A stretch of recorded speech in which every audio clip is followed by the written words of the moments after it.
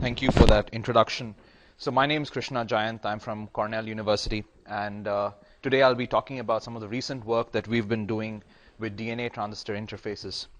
The outline and motivation of my talk is as follows. I'm going to kind of describe some of the experimental results that we've achieved with DNA hybridization using floating gate transistors, and I will particularly kind of highlight the various factors that affect biosensing. And in general, in particular, we kind of highlight the role of permittivity. This is a hypothesis that I start with.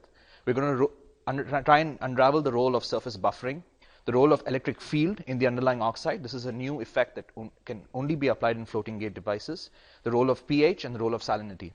By the end of this talk, I'll try and deliver an essence of the various factors that can affect biosensing, and hopefully try and describe some of the theory that could be used to elucidate some of these experimental results that we've observed. Now, the basic building block of a biosensing system, such as with a transistor, is the ISFET. And it's basically a MOSFET with a metal gate replaced with a solution reference electrode. Now, hydrogen ions in solution bind to surface hydroxyl groups that are exposed on the silicon dioxide surface and change the surface charge, which gives rise to a change in the field condition in this oxide, and that gives rise to a change in current. The surface sensitivity is given by this expression. Now, alpha here is the sensitivity parameter, and it's very clearly, it's observable that if alpha is 1, you get a near 60 millivolt per decade change in pH, 59 to be exact. However, the same modality of sensing over the last decade or so has been very, very keenly looked at as a biosensing platform. So researchers kind of envision directly plonking the DNA molecules on the surface of these biofets and trying to transduce intrinsic molecular charge via a field effect to look at a drain current output. Now, this method, however, suffers from severe debye screening issues, screening limitations. You want to use low salt so that you can actually measure the charge on a molecule. However, low salt conditions necessarily relegate inefficient hybridization. Secondly, the effect of surface pH and concomitantly with the ionic screening is kind of unclear in literature. So, given this background, researchers have tried and elucidate some of the experiments that they have observed, and they use the well-known Graham equation. Now, the Graham equation basically tries to, if you're given surface charge, you can actually extract the surface potential. And if you start with a very high surface charge density, like in SiO2, pristine SiO2, for example, you would never achieve a very high surface potential. You would never be able to go above a few millivolts. However, in literature, we have a varied number of results. We've seen observation where people have gone all the way from a few millivolts up to a few hundred millivolts. Secondly, one major limitation of this model, and if you notice it very clearly, is that DNA is assumed to be a sheet charge. That means they do not assume any layers, a layer thickness for the DNA molecule, and it's extremely flat right up against the surface. Now, is this actually true? DNA layers do have a finite thickness, so we should consider a thickness model.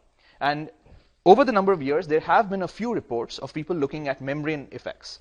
So if DNA is considered to be a tightly packed layer, ions can diffuse in and out of the membrane, very similar to an ion permeable effect, and that gives rise to a membrane potential, the so-called Donen potential. Now, Schasfoot and Bergveld, way back in the 90s, showed that if you looked at the threshold voltage before and after DNA hybridization, you could get this very elegant expression that equates it to the difference in the membrane potential times 1 minus alpha, where alpha, as I just prescribed, is the sensitivity to pH. So if alpha is equal to 1, which means you have a very high pH sensitivity, you basically do not record any sort of membrane potential. However, if alpha is very poor and is close to 0, you basically get all the sensitivity to the membrane potential.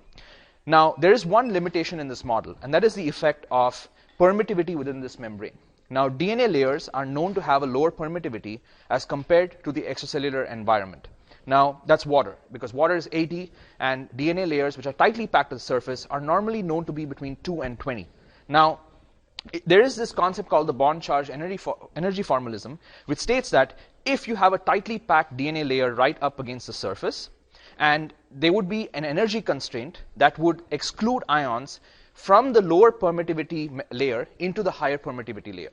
This is just from a pure energy standpoint. That means the delta G of the system has to be minimum, and in order for it to be negative, there is an energy cost that is incurred, and ions are transferred from inside the membrane to the outside. Now, this occurs when DNA layers are tightly packed. If you have a loosely bound layer, which is vertical, in this case ions are allowed to permeate into the membrane, then there would be a condition where the Donan potential is fully formed, and in that case you really don't have much of a permittivity difference because water could enter the DNA layer.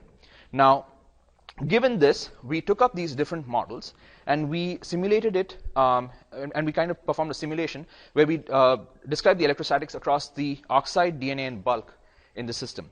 Now, we did a few things. We changed the permittivity in this DNA layer, and we also kind of validated different screening models.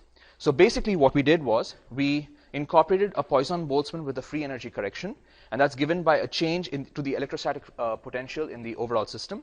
We also changed the permittivity within the membrane. We compared this with the PB model, which is the normal Poisson-Boltzmann model, and the Debye-Huckel approximation, which is an inferior screening model or a weak screening model. Now, given this background, when we simulated it, we observed two very interesting things. As the permittivity shifts, we find a beautiful beautiful swing in the surface potential, giving us a much more negative swing. Similarly, when we change the screening layer within the DNA layer alone, without changing the permittivity, we observe a similar effect. For example, with the Debye-Huckel limit within the layer, we have a more exaggerated surface potential shift. If you look closely, when we use the Poisson-Boltzmann, however, which is a stringent screening model, we observe a very small potential shift. Now, this tells us two things. It tells us that one of the reasons that one could actually measure a slightly larger surface potential shift could be due to membrane screening. And one of the reasons for an inferior membrane screening could be permittivity. So, given that background, we set out to kind of understand the role of surface buffering next. We used a brute force method. We fabricated devices that have different dielectrics. Now, as I had mentioned before, the surface charging and the pH response competes with the membrane potential, and that gives rise to the overall surface potential shift. We immediately noticed that with the CMOS-ready platform that we used, we have a surface potential shift of approximately 60 millivolts. When we shift that to thermal SiO2, it drops down to about 18 millivolts. Now, the difference in these two materials is not only the pKa and pKb of the surface, but it's also the number of surface sites. Now, moving on, we had to kind of validate this on transistors, and we built these transistors in a CMOS process. I'm not going to describe the device details here, but in essence, it's been captured in these publications. But I would mention that it's a dual gate device. It's a multiple input floating gate transistor, and it allows, one of the major features of this device is that it allows the electric field underneath the DNA layer to be tuned. Now, that gives a very interesting effect because you can shift the orientation of the molecules. And as I've shown here, the hybridization measurement first performed using a reference electrode as a reference shows a 40 to 45 millivolt shift. But the moment we change the electric field in the underlying oxide and make it more positive, we find a slight enhancement in the DNA sensitivity. When we use a negative field, however, we actually have a very low sensitivity. Now, this tells us that electric field does play a role because it can change the orientation of the molecules and make it create a larger adsorption effect. But at the same time, an orientation change would lead to permittivity differences, and that could give rise to the exact effect that we're looking at, which is a 50 millivolt shift, as opposed to an 8 millivolt shift that you would see on a conventional dielectric. Now, this is the next part of this was to try and understand, as I mentioned before, the effect of pH and the pH competition with such a screening model. And when we varied the pH layer, we found a beautiful actual increase in the sensitivity to hybridization signals. Now, this is amazing because at pH 5 you get about 10 to 15 millivolts in terms of surface potential shift. But the moment you tweak the pH slightly to about 8.5 and 9, you actually see it jump all the way to about 100 millivolts. Now, why is this? When we try and fit this data, we once again find that if you just use a conventional Poisson-Boltzmann relationship, it doesn't fit at all. However, if I exclude all the ions from the membrane, I actually see a pretty decent fit over the experimental range. Now, let's take a step back and try and understand why this happens. So this is a conventional pH response on the transistor. It's a non-Nernstian surface because it's polysilicon. And what you notice is that this is a simulation of the experimental data. This is when you have a zero electric field condition in the oxide. Now, if you apply a negative field or you apply a positive field, you can actually tune the surface point of zero charge along the horizontal axis, and you can tune the insensitive region of the pH along the diagonal. This is very interesting because this is about electric field tuning of surface pH, not only sensing, but you can also tune it. Now, given this background, if you consider DNA is a negatively charged molecule. Hence, it is akin to applying a negative bias to the surface of the transistor, which means a negative field. When we apply a negative field, and in this case DNA, it shifts the pH insensitive region towards higher pH values, similar to the effect that I just described when you apply a negative field brute force. And what you observe is that if I change the electric field mimicking the second strand of DNA being added, you find the maximum response to occur at pH 9. It gradually decreases to pH 7, and then it gradually decreases to pH 5. So we've been able to kind of understand how pH and membrane screening together affect the DNA hybridization signal, and it turns out that membrane screening is dominant, and pH can tune this membrane screening, and hence even electric field can be used to tune the sensitivity. Given this background, the last step we did was to reconfirm debye screening in our system, and we found that if you use a lower salt, for sure, your sensitivity dies out, and if you use a higher salt, your sensitivity increases. So this kind of conforms with conventional notion that sensitivity is also dictated by saline concentrations. Now, in conclusion, I'd like to state that we've been able to create a model that incorporates various parameters, various factors, permittivity, salinity, pH, and even orientation, etc. And we've been able to experimentally corroborate many of these theories or hypotheses, both using conventional CMOS devices, using MOS capacitors fabricated in home foundry at Cornell. And it kind of gives us, in a sense, that some of these factors could be used to further tune DNA sensitivity, for example, electric fields. So with that, I'd like to thank the team that I work with, Professor Edwin Kahn, my advisor, and Kshitij Jhalak, with whom I performed some of these simulations.